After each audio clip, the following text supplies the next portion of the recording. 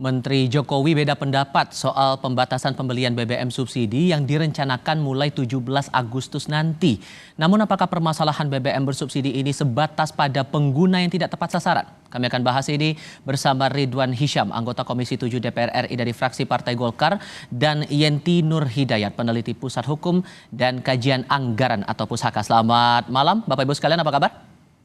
Selamat malam. Terima kasih sudah bergabung bersama kami. Pak Ridwan, Pak Menko bilang ada wacana pembatasan ini berlaku 17 Agustus. Kemudian dikoreksi oleh Menteri SDM bahwa ini masih dikaji dulu, masih dicek dulu data-datanya. Tapi sesungguhnya wacana untuk pembatasan BBM subsidi ini sudah pernahkah dikomunikasikan antara pemerintah dengan DPR, Pak?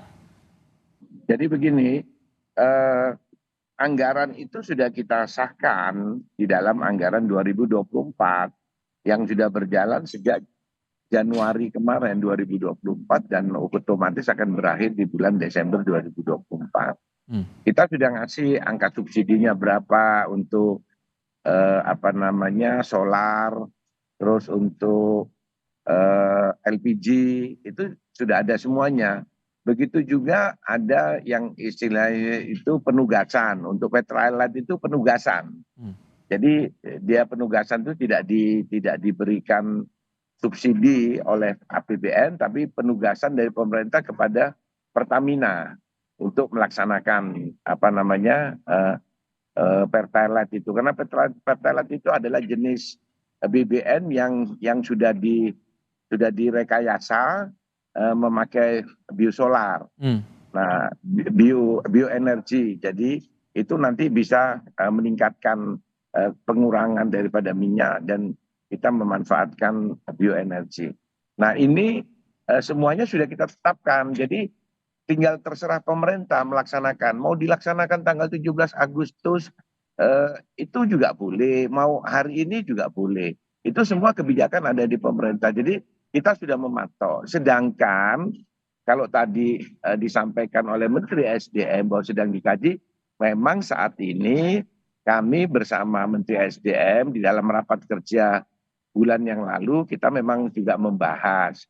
Membahas itu adalah untuk membahas indikasi untuk anggaran 2025 yang sekarang kita sudah bahas dan insya Allah nanti tanggal 16 Agustus pemerintah dalam hal ini Bapak Jokowi akan berpidato di depan rapat paripurna DPR 16 Agustus untuk menyampaikan indikasi-indikasi anggaran di RAPBN 2024. Untuk 2024 sudah tinggal pemerintah mau menjalankan kapan saja silakan. Oke, tapi kan masalahnya begini Pak, karena alasan dari pembatasan ini kebanyakan itu atau alasan utamanya karena penggunaan BBM subsidi ini tidak tepat sasaran. Bahkan disebutkan kuota sepanjang tahun hampir setengahnya itu dan disebut tidak tepat sasaran begitu Pak. Anda merasa juga dari pemantauan DPR terjadi hal sama juga bahwa BBM subsidi ini tidak tepat sasaran itu tadi? Ya, itu sudah kita bahas juga karena sekarang di bulan kemarin ya, bulan Juni kita bahas itu untuk contohnya untuk LPG yang kita anggarkan 8 juta, 3 kalau tidak salah, 8,05 juta ya metrik ton itu sekarang sudah terpakai sudah 8 jutaan.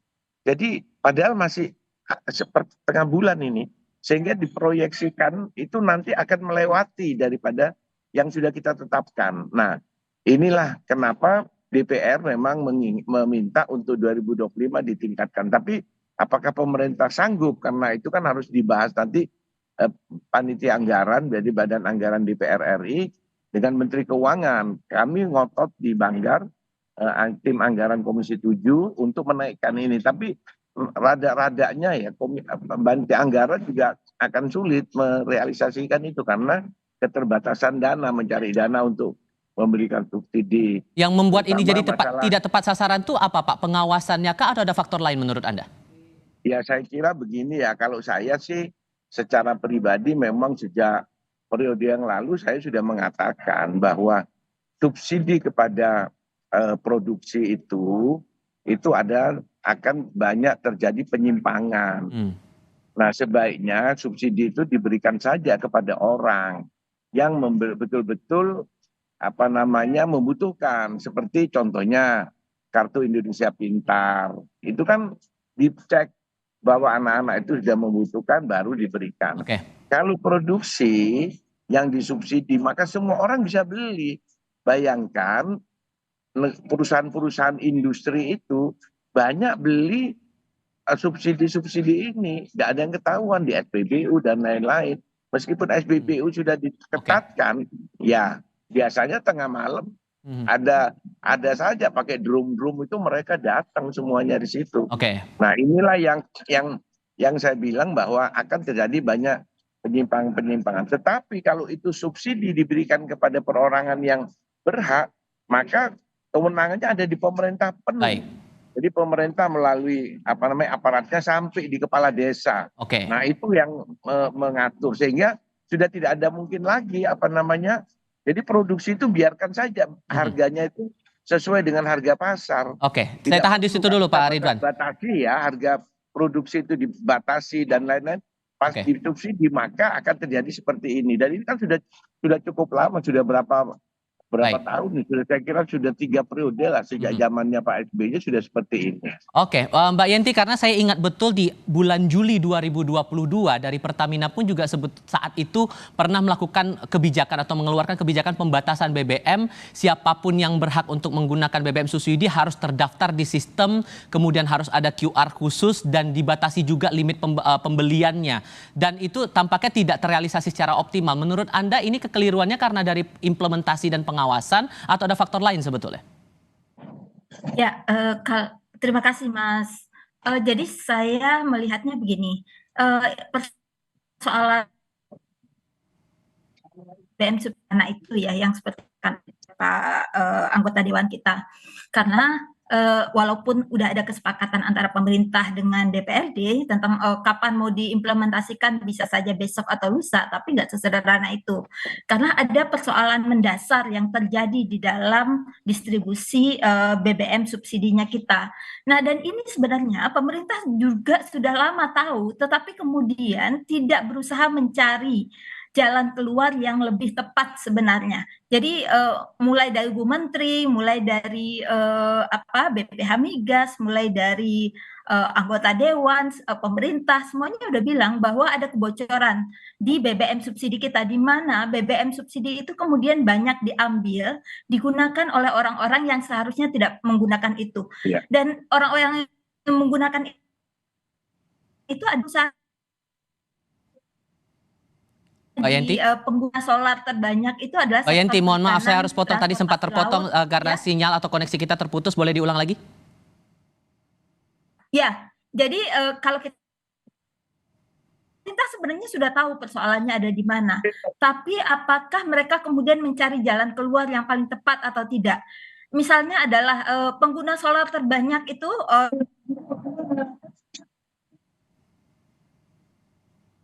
disubsidi setiap tahunnya itu sangat besar sekali.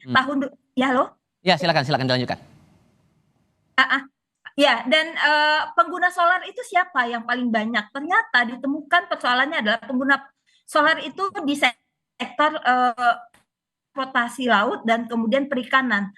Nah, yang menggunakan itu siapa? Ternyata adalah perusahaan-perusahaan besar. Belinya gimana? Belinya adalah melalui jalur-jalur yang tidak formal. Jadi ini base soal pendataannya itu tadi, pendata penerima manfaat itu tadi yang jadi masalah, makanya akhirnya jadi salah seperti ini. Via BBM yang bekerja sama dengan aparatur yang terkait di dalam mata rantai BBM subsidi itu sendiri. Oke, kemudian juga ada analisis yang dikeluarkan oleh Selius Masmi Bayudisira juga menyebutkan bahwa sampai adanya pembatasan seperti ini untuk memberikan ruang fiskal pada pemerintahan berikutnya untuk menerapkan atau menjalankan program-program kerjanya. Menurut Anda alasan itu masuk akal? Secara alasan masuk akal, tetapi persoalannya adalah yang kemudian dikorbankan, lagi-lagi saya bilang yang dikorbankan adalah kepentingan publiknya. Dan terkait dengan BBM subsidi ini, selain kalau kemarin pemerintah sudah membuat dengan mendaftarkan di aplikasi, menurut saya itu sangat tidak tepat sekali, karena kita tahu bahwa banyak masyarakat miskin itu sangat kecil kemungkinan mereka untuk bisa memanfaatkan aplikasi-aplikasi yang berbasis internet. Nah, harus dicari cara lain untuk itu. Misalnya, kalau Anda terpikirnya ide yang paling realistis menurut Anda seperti apa?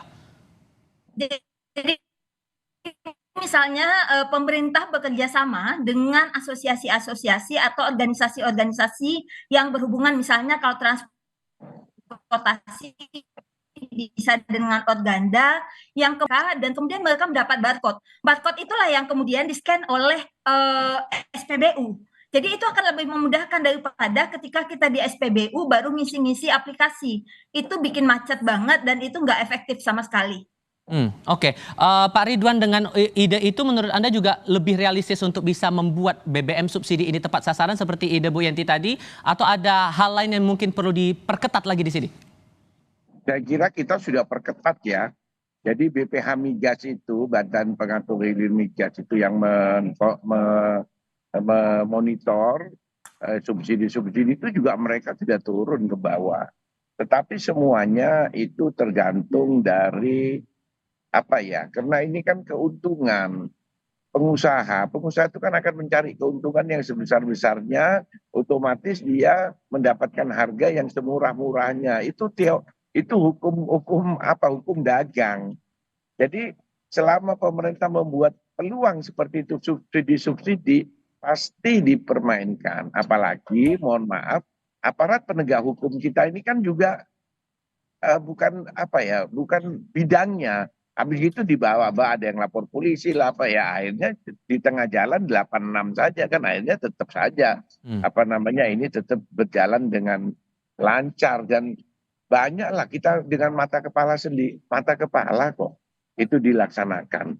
Nah itu jadi sulit kalau kita menyalahkan juga Kementerian SDM, ada dalam hal ini Direktur Migas yang mana minyak dan gas ya, itu yang aparatnya turun ke bawah juga, akhirnya cuma memberi sanksi-sanksi yang sanksinya itu juga bukan ini sekali-sekali mereka turun ngecek ini kena, nah akhirnya merusak semua yang ada. Kami sudah mengusulkan memang harus pemerintah berani bahwa sistem subsidi ini harus dicarikan jalan lain, jangan dibiarkan. Kalau dibiarkan ini langsung subsidinya meningkat sekian, akhirnya nanti pemerintah akan kewalahan dan itu tidak tepat sasaran. Coba kita lihat sekarang. Tadi itu minyak ya, yang namanya apakah itu solar. Kalau Pertalite kan penegasan. Sekarang gas LPG 3 kilo. LPG 3 kilo itu kan seharusnya untuk orang-orang yang memang betul-betul membutuhkan. Kita lihat di rumah-rumah mewah banyak itu, kita lihat orang pakai LPG 3 kilo, restoran-restoran pakai LPG 3 kilo, padahal restoran itu kan tidak boleh. Meskipun restoran-restoran yang istilahnya yang di pinggir jalan ya, yang murah-murah itu juga tidak boleh karena itu dagangan. Nah itu sekarang semua restoran-restoran itu atau warung-warung itu pakai LPG 3 kilo itu. Nah itu yang saya bilangkan bahwa tidak tepat sasaran. Kalau kita pakai kepala desa, memang kepala desanya yang kita perketat. Tapi pemerintah langsung, aparat hukum langsung melihat di kepala desa. Oke, kalau kemudian realisasi atau wacana dari 17 Agustus pembatasan ini akan tetap dijalankan dengan catatan akan memperbaiki pendataan itu tadi, menurut Anda perbaikan data untuk menuju tanggal 17 Agustus penerapan pembatasan BBM itu realistis atau tidak targetnya? Kalau pembatasan dalam rangka 17 mengurangi ya itu hak pemerintah karena anggarannya akan sulit kan. Ini kan membludak ini subsidi ini. Maka pemerintah punya hak karena kalau tidak maka pemerintah bisa-bisa tidak sampai bulan Desember sudah habis itu subsidinya. Sudah ada kuat itu. Ini aja sudah bulan Agustus maka pemerintah mengambil jalan untuk membatasi. Nah, itu karena di dalam rangka memenuhi APBN yang 2024.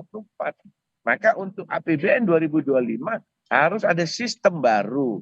Tidak boleh sistem yang sekarang ini terus-teruskan karena ini sudah cukup lama dan terus membekak tiap tahun selalu membekak. Dan ini adalah ketidakberanian kita kepada mengambil keputusan karena mohon maaf saya mengatakan di dalam rapat-rapat saya di rapat kerja baik itu dengan RDP dengan Pertamina maupun dengan pemerintah. Subsidi ini dijadikan alat politik Oke. oleh kekuasaan.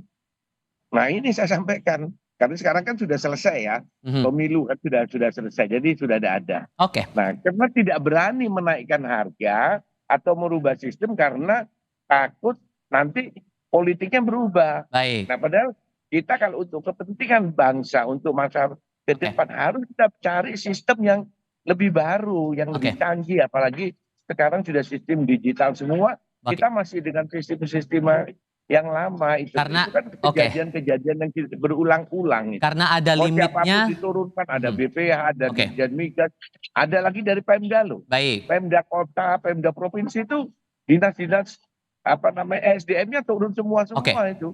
Itu malah membuat biaya tinggi itu. Oke, sudah kami tangkap maksudnya di situ. Gitu. Tapi yang jelas ada limit dan juga harus ada subsidi ini bisa tepat sasaran bagi siapapun yang berhak untuk menerimanya. Pak Ridwan Hisyam, terima kasih. Mbak Yenti juga terima kasih banyak sudah berdiskusi bersama kami. Selamat malam semuanya.